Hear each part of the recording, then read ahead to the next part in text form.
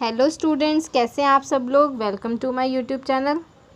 आज भी मैं आपके लिए बहुत ही ज़बरदस्त वैकेंसी की इन्फॉर्मेशन लेके आई हूँ। आज हम बात करेंगे IBPS क्लर्क रिक्वायरमेंट की तरफ से जो वैकेंसी आई हुई है उसके रिगार्डिंग। बहुत ही बढ़िया वैकेंसी निकाली गई है IBPS की तरफ से। इसमें आपकी क्लर्क की पोस्ट निकाली गई है। स्टूडेंट IBPS के through 11 different public sector bank के अंदर क्लर्क की पोस्ट निकाली जा चुकी है। अभी मैं आपको बैंकों के नाम भी बताऊंगी कि कौन कौन से बैंक में रिलीज़ हुई है क्लर्क की पोस्ट। ऑल इंडिया वैकेंसी रहेगी स्टूडेंट, मेल एंड फीमेल दोनों अप्लाई कर सकते हैं इसमें। बहुत ही बढ़िया वैकेंसी निकाली गई है IBPS के अंदर क्लर्क की पोस्ट की। आगे हम वीडियो में बात करेंगे इसका सिलेक्शन प्रोसीजर क्या रहेगा, इसका एलिजिबिलिटी क्राइटेरिया क्या रहेगा, एज लिमिट क्या होनी चाहिए, एग्ज़ाम सिलेबस क्या होना चाहिए, एग्ज़ाम पैटर्न क्या होगा, इम्पॉर्टेंट डेट्स की भी बात करेंगे, इन हैंड सैलरी आपको कितनी मिलेगी और कितनी स्टेजेस आपको क्रॉस करनी पड़ेगी। ये सब कुछ आज हम इस वीडियो में डिस्कस करेंगे। बहुत ही ज़बरदस्त वैकेंसी निकाली गई है। अभी आगे मैं आपको और भी डिटेल्स प्रोवाइड करूँगी, तो वीडियो को एंड तक ज़रूर देखना। तो चलिए वीडियो स्टार्ट कर लेते हैं। Student IBPS CRP common requirement process के थ्रू क्लर्क की पोस्ट निकाली गई है। बहुत ही ज़बरदस्त वैकेंसी है ये। टोटल नंबर ऑफ़ वैकेंसी इसमें 6035 निकाली गई है, जो कि आपकी डिफरेंट स्टेट डिफरेंट आपकी कैटेगरी वाइज डिवाइड की गई है। जिन बैंकों में आपकी क्लर्क की पोस्ट निकाली गई है वो टोटल नंबर ऑफ़ 11 है। आपकी 11 बैंकों में आपकी क्लर्क की पोस्ट निकाली गई है। बैंकों की डिटेल्स दे देती हूँ मैं आपको। जैसे फर्स्ट है आपका bank of Baroda, Canara bank, Indian overseas bank, UCO bank, bank of India, central bank of India, Punjab national bank, union bank of India, bank of Maharashtra, Indian bank और पंजाब एंड सिंध बैंक। ये बैंक्स रहेंगे आपके। प्रिंट कितनी पोस्ट आपकी निकली हुई है किस बैंक में, ये आपको ऑफिशियल नोटिफिकेशन में प्रोवाइड होगी। तो आप अच्छे से अपना स्टेट देख के कि आपकी उसमें कितनी वैकेंसी निकली हुई है उसी के अकॉर्डिंग आप अपना फॉर्म फिल कीजिएगा। स्टेप बाय स्टेप आगे बढ़ते हैं। इंपॉर्टेंट डेट्स की बात कर लेते हैं। तो एप्लीकेशन जो है आपकी स्टार्ट हो गई है 1 जुलाई से और लास्ट डेट इसकी रहेगी 21 जुलाई। पेमेंट आप ऑनलाइन थ्रू कर सकते हैं, क्रेडिट और debit by net banking. Application fee की बात कर लेते हैं। तो इसमें आपकी जनरल OBC EWS की जो फ़ीस रहेगी वो 850 रहेगी और SC ST PH की आपकी 175 रहेगी। अब बात कर लेते हैं एज लिमिट की। आपकी मिनिमम एज जो है वो 20 ईयर्स होनी चाहिए और मैक्सिमम आपकी एज होनी चाहिए 28 ईयर्स। और इसमें आपको एज रिलैक्सेशन भी मिल जाएगा, वो आपका मेंशन होगा।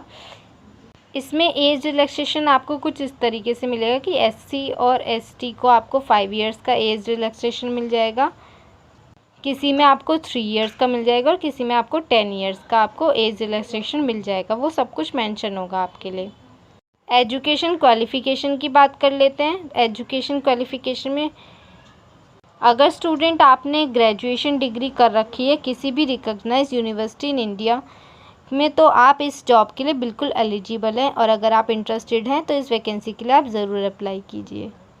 अब बात कर लेते हैं सबसे मेन इम्पॉर्टेंट पॉइंट की, सिलेक्शन प्रोसीजर की। सिलेक्शन प्रोसीजर में आपको 2 स्टेजेस मिलेंगी। एक में आपका प्रीलिमिनरी एग्ज़ाम होगा और सेकेंड स्टेज में आपका होगा मेंस एग्ज़ाम।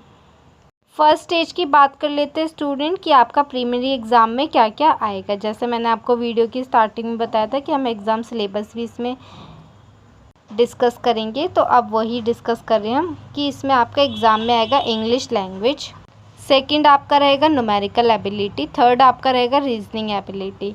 इंग्लिश लैंग्वेज में जो आपका क्वेश्चंस आएंगे वो 30 क्वेश्चंस आएंगे, न्यूमेरिकल एबिलिटी में आपके 35 क्वेश्चंस आएंगे, रीजनिंग एबिलिटी में भी आपके 35 क्वेश्चंस आएंगे। टोटल आपके 100 क्वेश्चंस होंगे।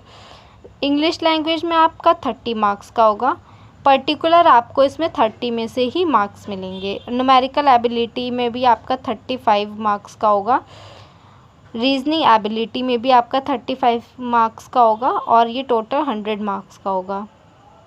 इसमें आपको टाइमिंग मिलेगी पर्टिकुलर इंग्लिश लैंग्वेज के लिए 20 मिनट्स, उसके बाद न्यूमेरिकल एबिलिटी के लिए 20 मिनट्स, रीजनिंग एबिलिटी के लिए भी 20 मिनट्स, यानी कि टोटल 60 मिनट्स।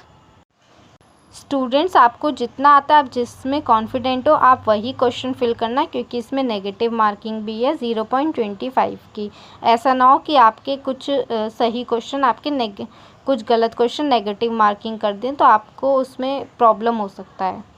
एक और इम्पॉर्टेंट पॉइंट की बात कर लेती हूँ कि इसमें जो मैंने आपको पर्टिकुलर बताया गया है कि इंग्लिश लैंग्वेज और आपका एबिलिटी और रीजनिंग एबिलिटी, इसमें आपको पर्टिकुलर सब्जेक्ट को क्वालिफाई करना होगा। इसमें आपके टोटल मार्क्स नहीं देखे जाएंगे। अगर आपका 30 मार्क्स का है तो आपको 30 वाले में पहले क्वालिफाई करना पड़ेगा, फिर 35 वाले में अलग से और 35 में अलग से। तो आपको पर्टिकुलर हर उसमें आपके टॉपिक में आपको क्वालिफाई करना होगा।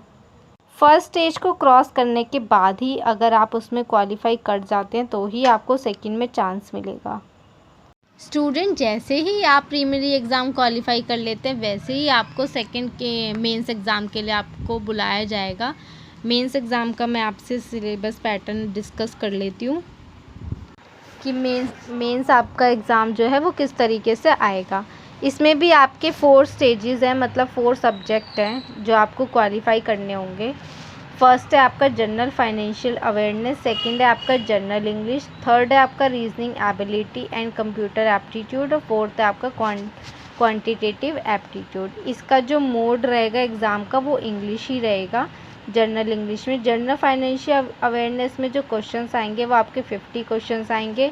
जनरल इंग्लिश में जो आपके क्वेश्चंस आएंगे वो 40 आएंगे। रीजनिंग एबिलिटी में आपके जो क्वेश्चन आएंगे वो 50 आएंगे। क्वांटिटेटिव एप्टीट्यूड में आपके क्वेश्चंस होंगे 50 होंगे। मार्क्स की बात कर लेते हैं तो जनरल फाइनेंशियल में आपके जो मैक्सिमम मार्क्स होंगे वो 50 होंगे। जनरल इंग्लिश में आपके 40 मार्क्स के आएंगे। रीजनिंग एबिलिटी में आपके 60 मार्क्स के आएंगे। क्वांटिटेटिव एप्टीट्यूड में आपके 50 मार्क्स के आएंगे। टोटल आपके 200 मार्क्स के होंगे। जनरल फाइनेंशियल अवेयरनेस में आपको 35 मिनट्स का टाइम मिलेगा। जनरल इंग्लिश में आपको 35 मिनट्स का टाइम मिलेगा। रीजनिंग एबिलिटी में भी आपको 45 मिनट्स का टाइम मिलेगा। क्वांटिटेटिव एप्टीट्यूड में आपको 45 मिनट्स का टाइम मिलेगा। तो टोटल इसमें आपको 160 मिनट्स का टाइम मिलेगा। जैसे ये स्टूडेंट प्रीलिमिनरी एग्ज़ाम में भी आपकी नेगेटिव मार्किंग थी, सेम ऐसी मेंस एग्ज़ाम में भी रहेगी आपकी 0.25 मार्किंग की। सबसे ज़्यादा मेन इंपॉर्टेंट पॉइंट की बात कर लेते हैं। जो आपका एग्ज़ाम रहेगा वो हिंदी और इंग्लिश दोनों में आएगा। आप जिसमें भी कंफर्टेबल हो आप उसमें अप्लाई कर सकते हैं। एक और इम्पॉर्टेंट पॉइंट की बात कर लेते हैं स्टूडेंट्स।